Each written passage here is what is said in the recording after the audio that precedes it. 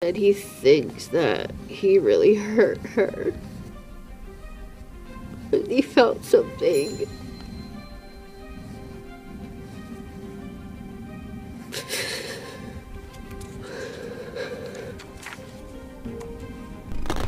Did you check on Harmony at any point after the moaning stopped? No. Did Adam? No. Why didn't you check on her? Because I was scared. This woman is the wife of a man who tragically twisted the fate of his own daughter in an event she witnessed. How the custody of the young girl ended up with a criminal is a question no one in the United States child protection system can answer satisfactorily. But that wasn't the only failure, as you'll see by staying with us until the end of this shocking case, the case of Harmony Montgomery.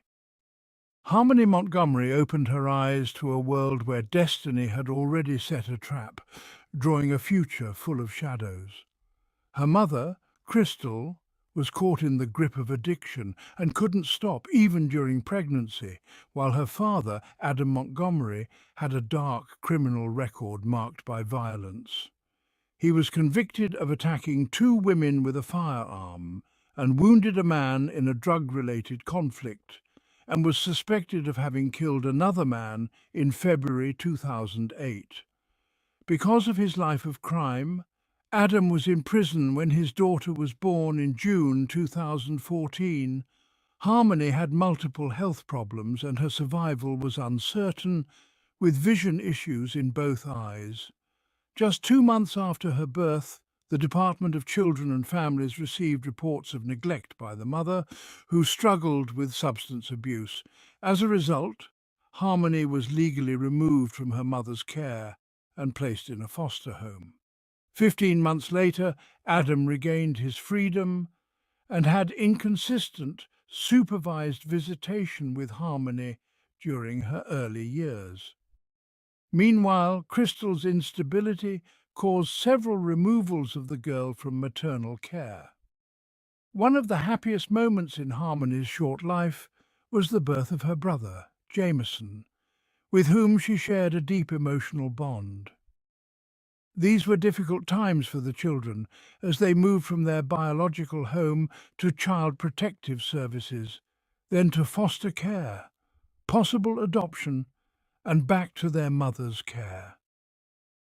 Harmony was described as a loving, active, independent child and protector who loved playing with dolls and spending time with her brother, who became her guardian.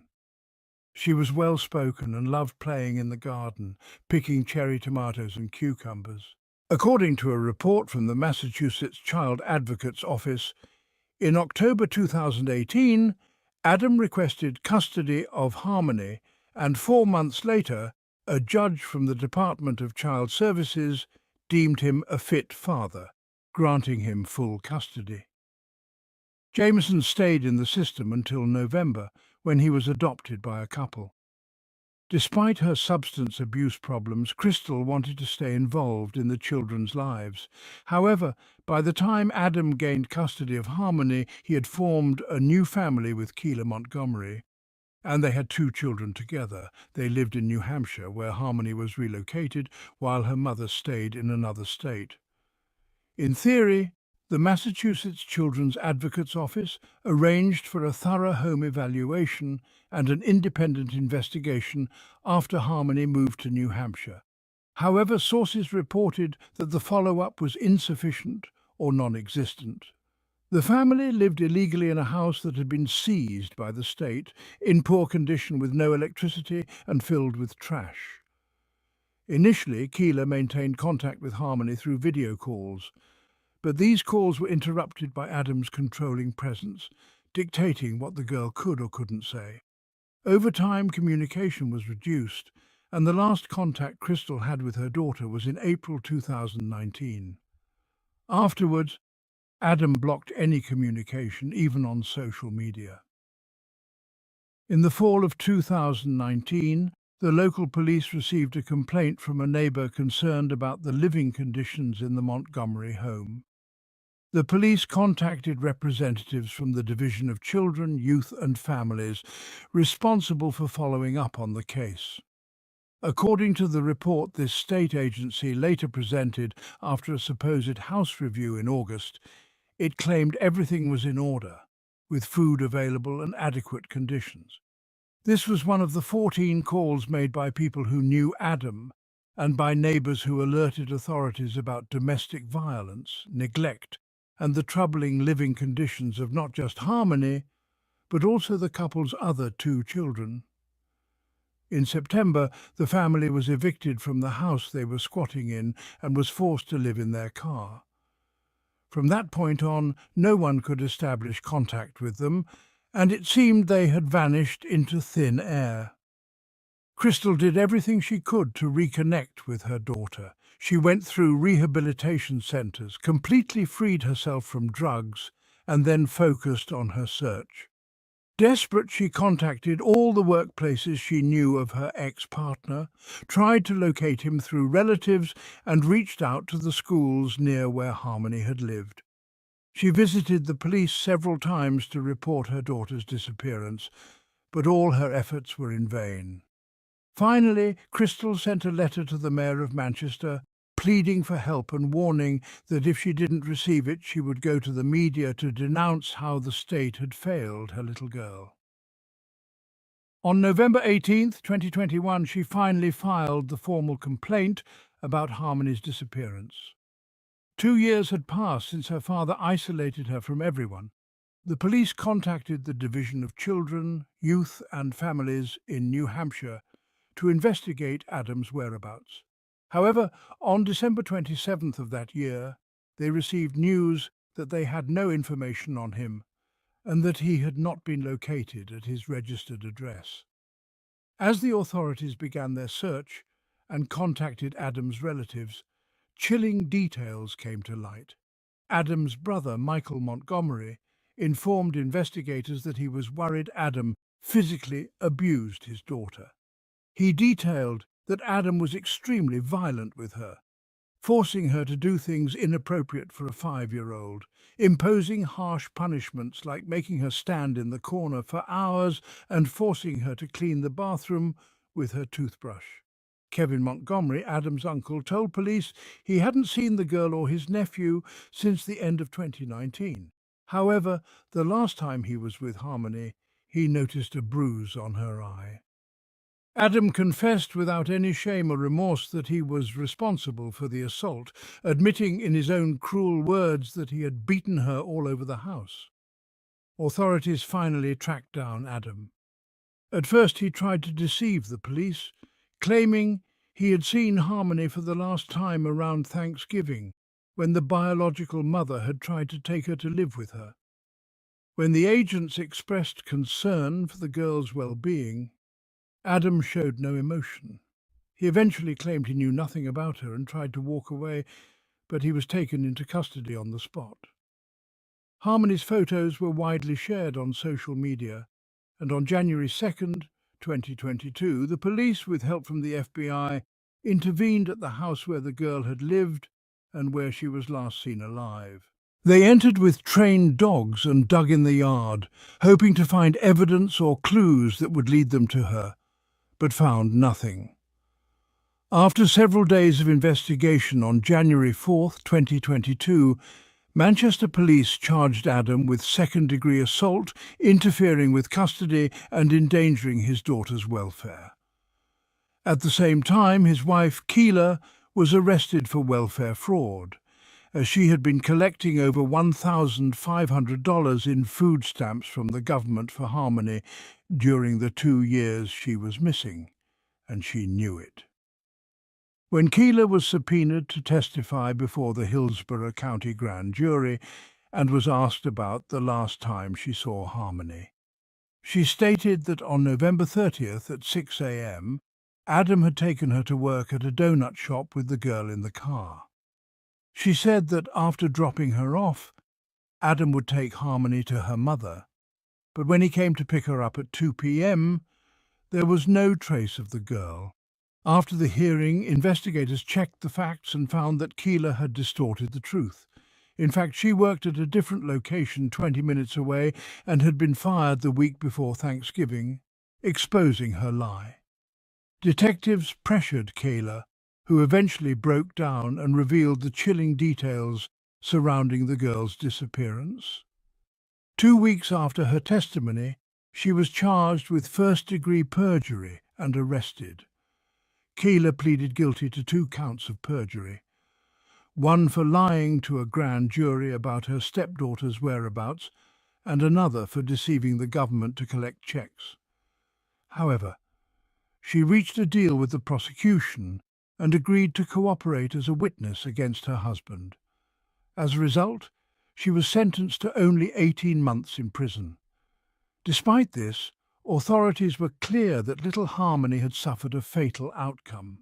Keela's affidavit was sealed because Adam was facing 2 simultaneous legal proceedings, one for the illegal purchase and sale of weapons and another for his daughter's case. Since 2019, the police had linked Adam to the theft of an assault rifle and a 12-gauge shotgun, but no one had pursued him for that case, even though he was already considered a dangerous criminal without a permit to possess weapons. For this, the prosecutor accused him of receiving stolen property, weapon possession, and being an armed professional criminal. The 48-page judicial document containing Kayla's statement was only accessible to attorneys, prosecutors, and the judge, and would not be revealed until the weapons issue was decided. While Adam had been charged with possession of stolen weapons and the trial for those crimes moved forward, 10 months passed before authorities raised the alarm about Harmony's disappearance. Months later, after Kayla agreed to cooperate, Adam was officially charged with a crime against his daughter. At that point, it was revealed that Harmony's life had been violently taken from her, and Adam was charged with second-degree murder, falsification of physical evidence, alteration, destruction, concealment or removal of the body, mistreatment of a corpse, and tampering with witnesses or informants by coercing Kayla to deceive investigators. Harmony's body was still missing, but her story shocked the community and shook the foundations of state organizations and the child protection system.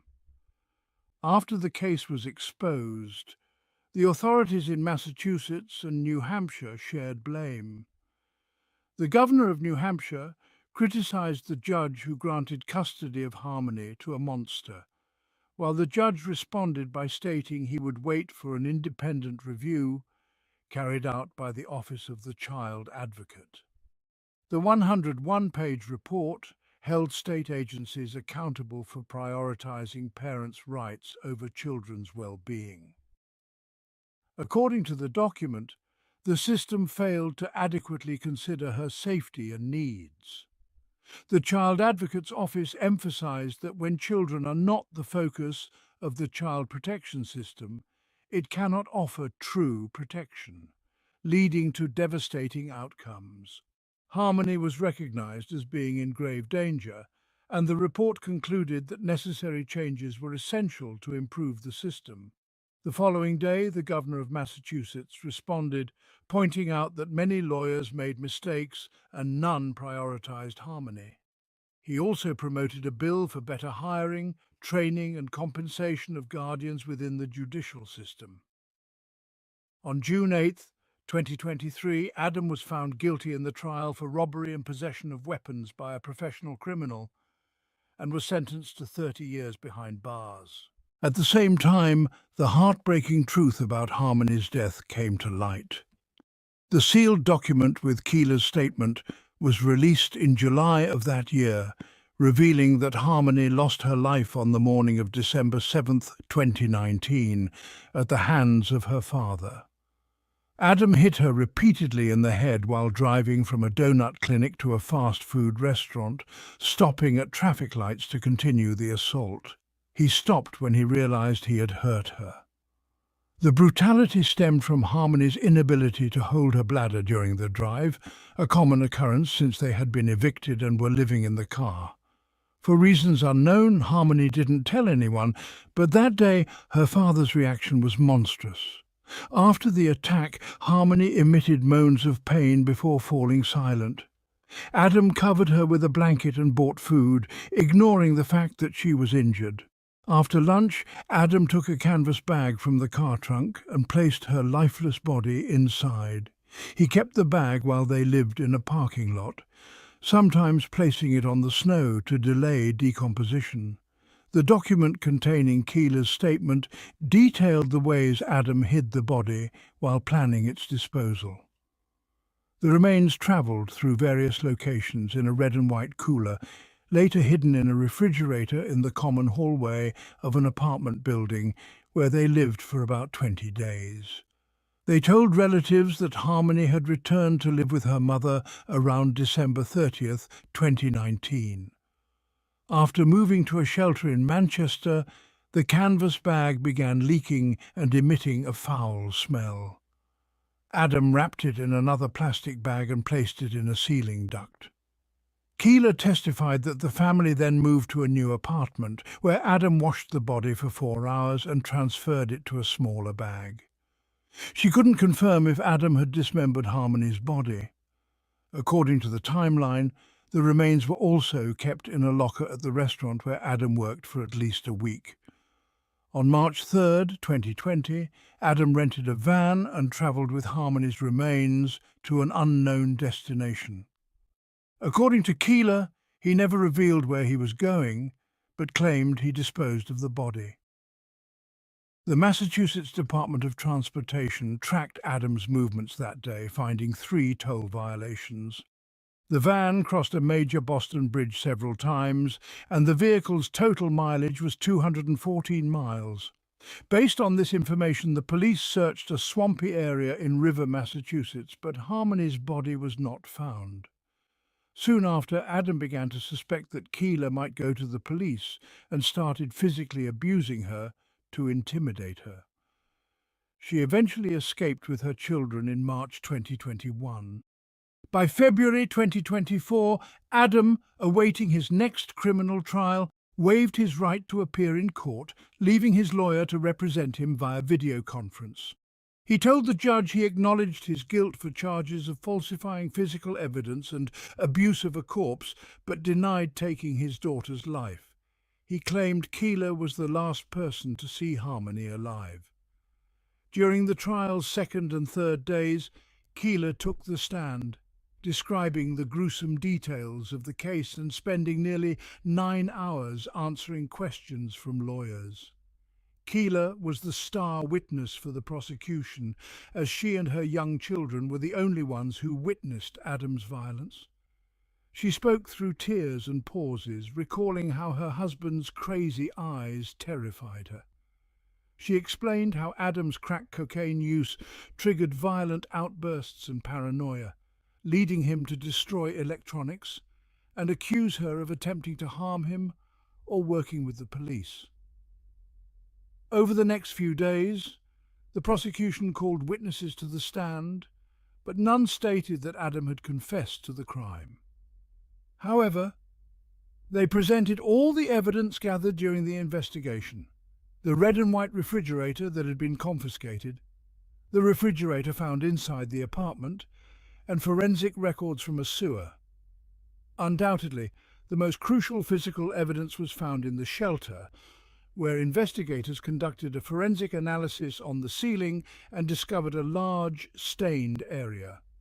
The fluids collected were compatible with those of a decomposing body, and DNA testing confirmed it belonged to Harmony. Additionally, the prosecution presented toll records from the Massachusetts Department of Transportation and data from the rented van, along with testimony from a friend, Travis Beach, whom Adam had hired to help him rent it. According to news reports, Travis was the closest to mentioning that Adam had spoken to him about his daughter. Adam's defense did not call any witnesses and laid out their case through opening and closing arguments and cross-examination of state witnesses. In the prosecutor's closing arguments, he made strong statements, saying that Adam had robbed Harmony of the person she could have become, of all her potential, and the good she could have done for her family. He added that Harmony had two little brothers, one just a year old when she was last seen, and another born later who never met her. The prosecutor claimed Adam had embarked on a strategy to blame others for Harmony's injuries and loss, lying about what happened and even coercing Keeler into sticking to the story. He argued that Adam could have spared Harmony pain or saved her by providing help after the attacks, and his decision not to do so showed a level of cruelty that warranted a strong sentence. The defense attorney, in her closing argument, stated that Adam moved and hid the body due to a mistaken belief that it was necessary to prevent his family from falling apart. She pointed out that the only person who truly knew the truth about Harmony's fate was Keeler, whom she accused of lying under oath. The defense contended that Harmony had gone missing the night before, while she and Keeler were alone, and argued that Keeler had been an instigator and accomplice, influencing Adam significantly. She maintained that Adam was innocent of the crime, but upon realizing the girl had died, acted in inexplicable ways, eventually recovering enough to say goodbye to her. The defense requested a lesser sentence for Adam than the one recommended by the prosecution, with sentences to run concurrently with those already served. The trial against Adam lasted 2 weeks, and during this time Harmony's mother attended, crying and sometimes covering her ears to avoid hearing the horrific details of the crime. On Wednesday, February 21st, the jury began deliberations, and the following day Adam Montgomery was found guilty of second-degree murder of his 5-year-old daughter, Harmony. His sentencing hearing was scheduled for May, but since Harmony's body had never been found, she had not been declared dead. Her mother appeared before the court in the days following the trial, requesting the state to declare Harmony legally dead to allow a negligence lawsuit on her behalf. In the days that followed, the judge of the Nashua County District Court ruled in favor of the petition and appointed the mother as the administrator of her daughter's estate. On Thursday, May 9th, 2024, Adam, who had not shown his face during the trial, was forced by the Hillsborough County Superior Court judge to appear in the courtroom to hear his sentencing and victim impact statements from those affected by his actions. Crystal addressed Adam, stating that Harmony had a life worth living, unlike his own. She suggested that his actions were driven by frustration, that Harmony resembled her mother and not him.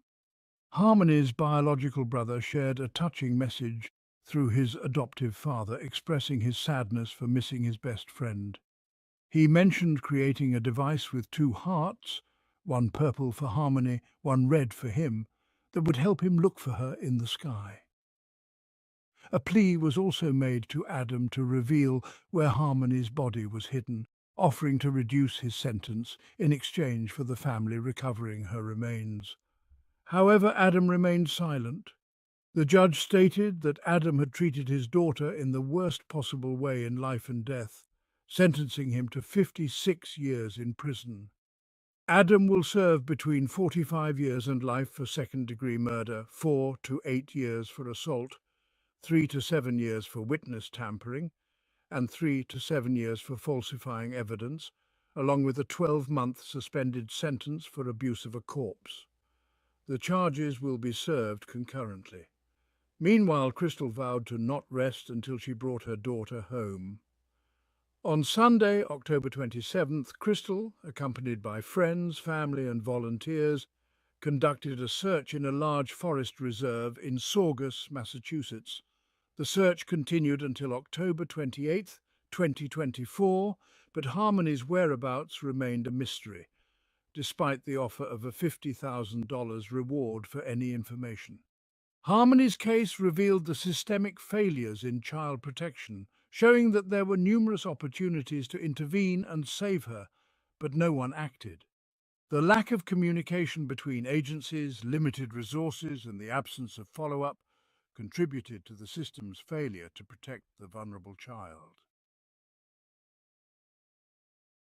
Caitlin Markham was born on August 16th, 1989, in Fairfield, a city in the state of Ohio.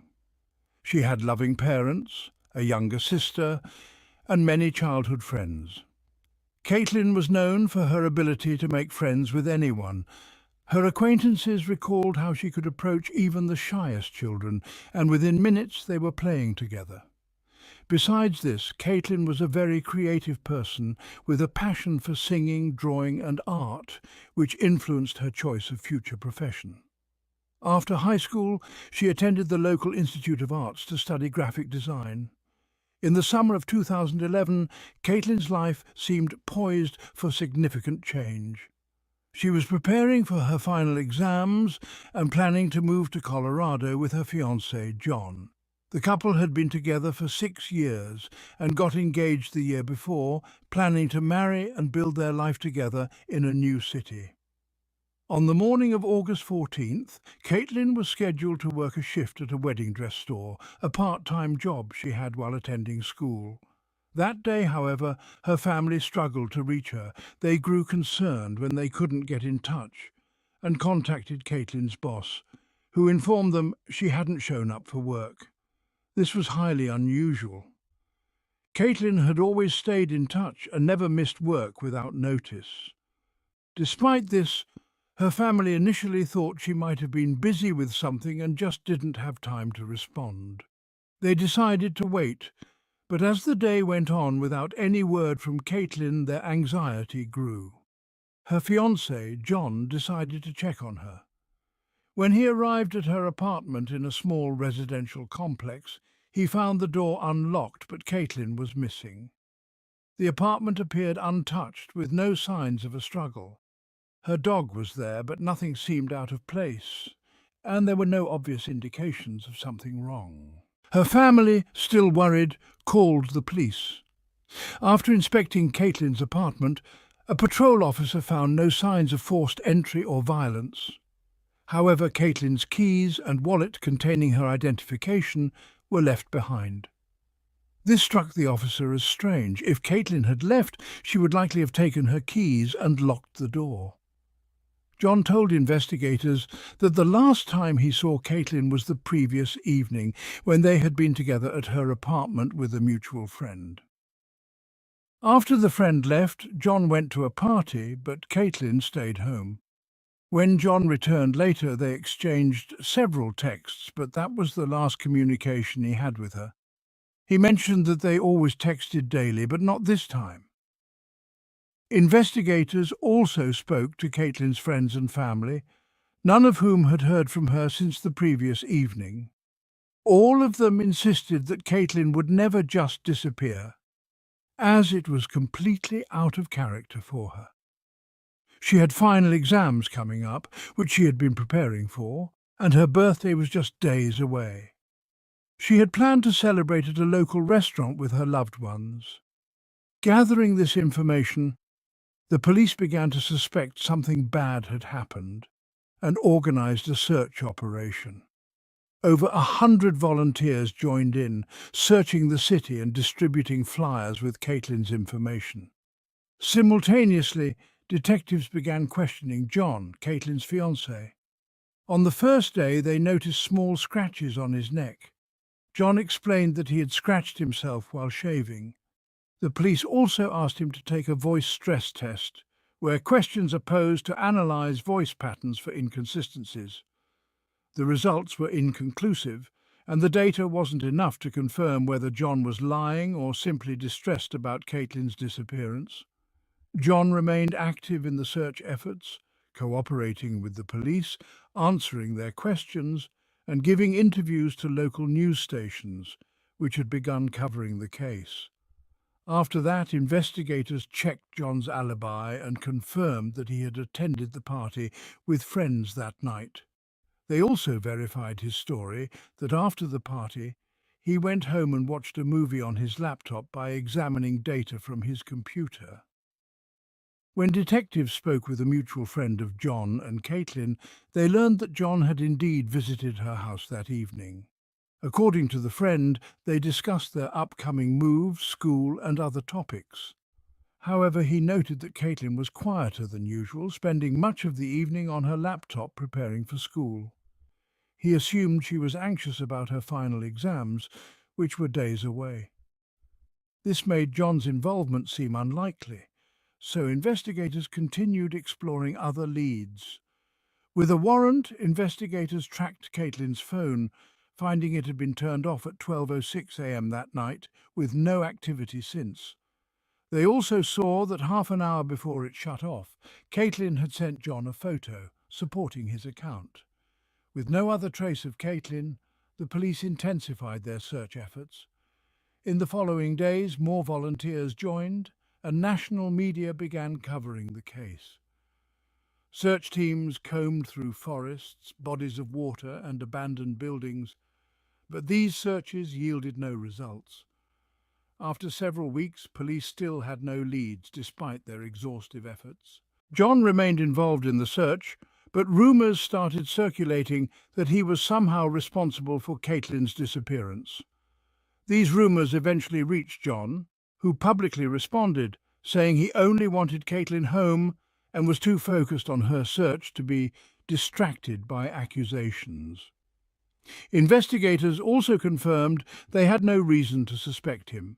His alibi was solid, he allowed a search of his home without a warrant, and he cooperated fully. Though he admitted that the suspicions sometimes unsettled him, he remained committed to the search. The search continued for months, but eventually investigators had to halt active efforts, shifting their focus back to incoming tips. By then, Caitlin's case was widely covered across the country, and detectives received hundreds of tips, each of which they carefully reviewed, but none brought them closer to answers, until nearly a year later when an unexpected lead emerged. Police in Miami arrested a 28-year-old man for assaulting a student. Initially, this seemed unrelated, but investigators learned that this man had lived across from Caitlin's apartment when she disappeared. Detectives immediately flew to Miami to question him and verify his whereabouts that night. However, they concluded he couldn't have committed the crime, and he was removed from the suspect list. The case remained unsolved for another year until April 10, 2013, when a man searching for scrap metal along a rural road near Cedar Lake, Indiana, noticed a bundle of black tarpaulin containing bones. The man notified the police, who retrieved the remains, and found another nearby bundle containing a skull. Forensic experts quickly identified the remains through dental records as Caitlin. This confirmed she had been dead all along, and police were certain they were dealing with a murder, as her body had been dismembered and discarded in a neighbouring state. The killer hadn't attempted to bury the remains, merely leaving them among a pile of trash. Due to the extensive decomposition, forensic experts found no clues to the exact cause of death, though they did detect a sign of a live wound on one of her hand bones. While the exact cause of death couldn't be determined, the medical experts nonetheless confirmed it was a homicide. With the remains found in another state, the case became more complicated, requiring collaboration between Indiana and Ohio police. Despite working together, they struggled to make progress. Investigators speculated that Caitlin's body had initially been placed elsewhere before being moved to the wooded area, perhaps due to the killer's fear of being discovered. In 2015, Caitlin's father hired a private detective, believing the local police weren't doing enough to solve the case. The detective interviewed Caitlin's family and friends and identified 2 potential suspects, passing the information to the police, though they didn't disclose his findings. That same year, the reward for information about the case increased to $75,000, but this still did not push investigators to solve it. As a result, the case was transferred to the A County Police in 2016. They told reporters they had a prime suspect, but lacked the evidence to arrest him, so they kept the man's name confidential. The investigation then went cold once more for years. In 2018, police in a neighbouring town found the body of another young girl, and the circumstances resembled Caitlin's case. They soon discovered a suspect named Michael who had stalked and murdered the victim. Investigators initially found no connection between Michael and Caitlin, but upon reviewing his social media, they noticed a group photo from a music festival in which he stood next to John, Caitlin's fiancé. When questioned, John confirmed he had met Michael at the festival, but they had little interaction. No further connection was found, and Michael was ruled out as a suspect in Caitlin's murder. In February 2023, investigators announced they had made their first arrest in Caitlin's case. A man named Jonathan, a close friend of Caitlin and John, was taken into custody. Initially, the police kept the details of the arrest secret, but 2 months later they revealed they had reopened the case and reviewed all available evidence. The new detectives found John's behaviour suspicious, especially the recording of his 911 call, which seemed rehearsed. His initial testimony also raised doubts. They then discovered disturbing testimonies from Caitlin's friends, revealing that in the months leading up to her disappearance, Caitlin had confided in them about growing problems in her relationship with John.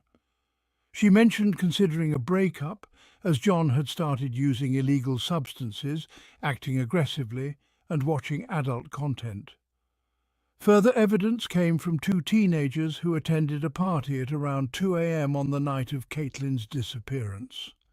While passing John's mother's house, they saw 2 cars pull up with their headlights off. John emerged from one car, entered the house and quickly returned, driving away with the other car. This contradicted John's alibi that he had been at home watching a movie. Investigators also discovered no real confirmation that John had actually been watching the movie. The tabs on his laptop only showed open websites for the film. In fact, John had no alibi, while 2 witnesses saw him out that night. Additionally, Caitlin's phone had been turned off 2 minutes before John's, and both phones stayed inactive for 15 hours.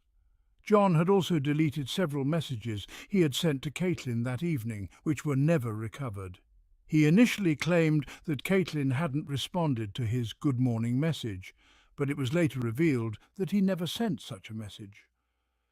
Another witness reported hearing shouting from Caitlin's apartment that night, along with the sound of blows and someone quietly repeating the word "no."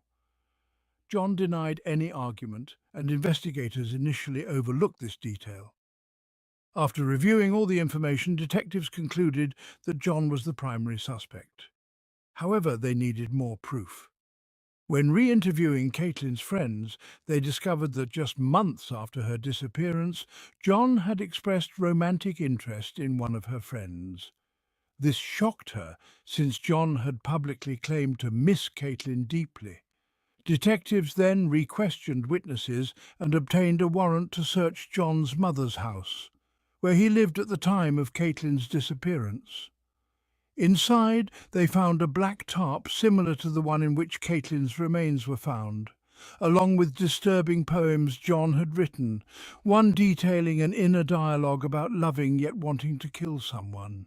They also discovered John had been aggressive towards his new wife. Police even found a video of him shouting at her while holding their daughter. Detectives noted that Caitlin's remains were found along a road leading to John's father's farm, a location he knew well. Collecting all this, detectives confronted John, but he denied involvement, calling the evidence circumstantial. Unfortunately, they lacked solid evidence to secure a conviction for murder, but could arrest him on perjury based on witness accounts of him seen near his mother's house at 2 a.m. with another car present. This lead pointed to his friend Jonathan, who had been with him in a group photo at a music festival, along with another convicted killer of a young girl. Investigators then arrested Jonathan for perjury and 2 months later arrested John. However, the case remained shaky due to the lack of concrete evidence. Hoping Jonathan would confess, detectives believed John had an accomplice in disposing of Caitlin's body, possibly Jonathan. Both men denied guilt, and John posted a $1 million bail. Faced with weak evidence for a murder conviction, prosecutors offered John a deal. He could plead to third-degree murder for a lesser sentence. John accepted, and in June 2024, he pled guilty without revealing details about Caitlin's death. He received the maximum sentence allowed for third-degree murder, only 3 years, due to limited evidence. This short sentence outraged the public, but the judge was bound by the plea terms. Without the deal, John might have avoided prison altogether, as there was no solid proof for first-degree murder. Jonathan's charges were dropped due to a lack of evidence proving he helped dispose of the body. After sentencing, Caitlin's father expressed frustration, not over the short sentence, but because he'd never know the full truth of her death. Initially doubting John's guilt, over time, he came to believe it, remembering how John had stayed close to him and attended Caitlin's funeral. Shortly after John's imprisonment, his cellmate claimed John had confessed, saying they argued, and in a fit of rage he strangled Caitlin. John reportedly panicked, considering calling the police or staging her death as a suicide before ultimately deciding to dispose of her body. Detectives doubted the cellmate's story, as they believed John might have planned the murder.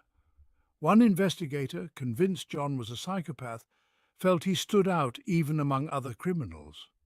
With John's release set for 2027, Caitlin's parents have little hope of learning the full truth.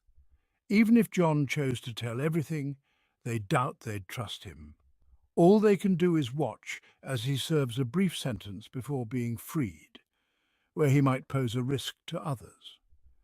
Police also continue exploring connections between John, Jonathan, and the other convicted killer, suspecting they may have shared perverse fantasies. However, there is no confirmation of this theory. Share your thoughts on this story in the comments, and don't forget to like and subscribe. Thank you for watching.